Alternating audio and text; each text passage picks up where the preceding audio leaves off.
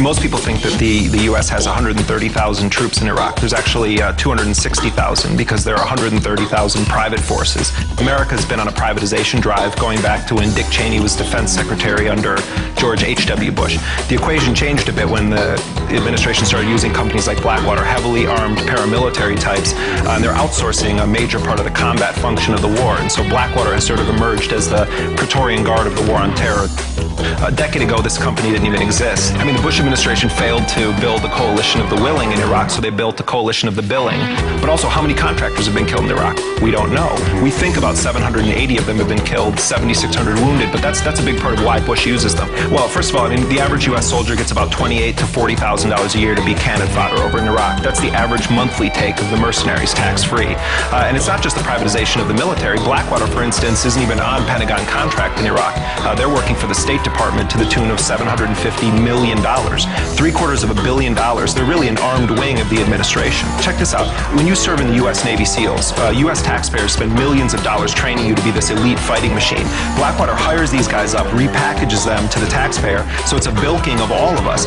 But also Blackwater's founder, Eric Prince, he talks about Blackwater as the FedEx of the national security apparatus. He says if you really want a package to get somewhere, do you send it through the post office or do you send it through FedEx? Well, first of all, I mean, what the mercenaries themselves will say is we only engage in defensive operations, and yet the Iraq War inherently is an offensive, aggressive operation, and Blackwater's at the vanguard of it. We're not mercenaries anymore. We're the peace and stability industry. It's a serious problem because these guys have not been subjected to the Uniform Code of Military Justice, the court-martial system. There's no effective laws governing their presence, and when Bremer skulked out of Iraq in 2004, one of the last things he did was issue an edict, Order 17, immunizing all contractors from prosecution. So there are 48,000 employees of mercenary companies operating in Iraq. There's no laws that govern them, Iraqi, international, U.S., or military.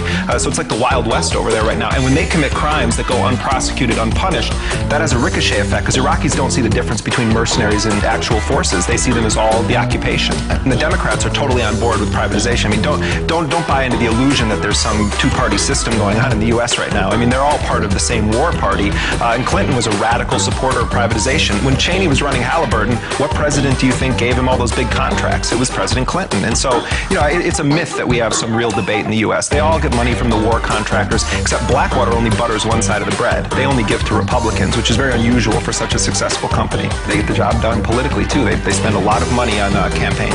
They show up on the scene, and I was standing on a street corner on Bourbon Street in the French Quarter and talking to two New York City cops who'd come down to help.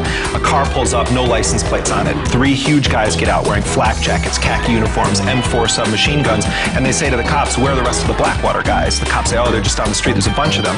So I said, Blackwater, you mean like the guys over in Iraq? He said, oh yeah, they're all over the place. So I found them, start talking to them. What's your mission here? We're here to confront criminals and stop looters. Under whose authority are you here? They sort of went back and forth with each other. One flashes a gold law enforcement badge. He says, I was deputized by the governor of the state of Louisiana. Turns out, the Blackwater guys on the ground told me we're getting $350 a day to be down here. I got Blackwater's contracts. They were billing $950 a day per man, raking in $240,000 a day at one point, 600 men stretching from Texas through the Gulf. The fact of the matter is that this was a paramilitary operation, totally lawless. And why was Blackwater hired? Because the National Guard was over in Iraq and Afghanistan as cannon fodder. So Bush brings in a mercenary company headed by a guy who bankrolls his campaign. And the fact of the matter is that I think most Americans would support a defensive operation to defend the country. This is an offensive, aggressive war of conquest, and that's why it's necessary to have mercenaries. So if the future of warfare is offensive invasions of other countries, absolutely. We're looking at it right now in Iraq, Afghanistan, New Orleans.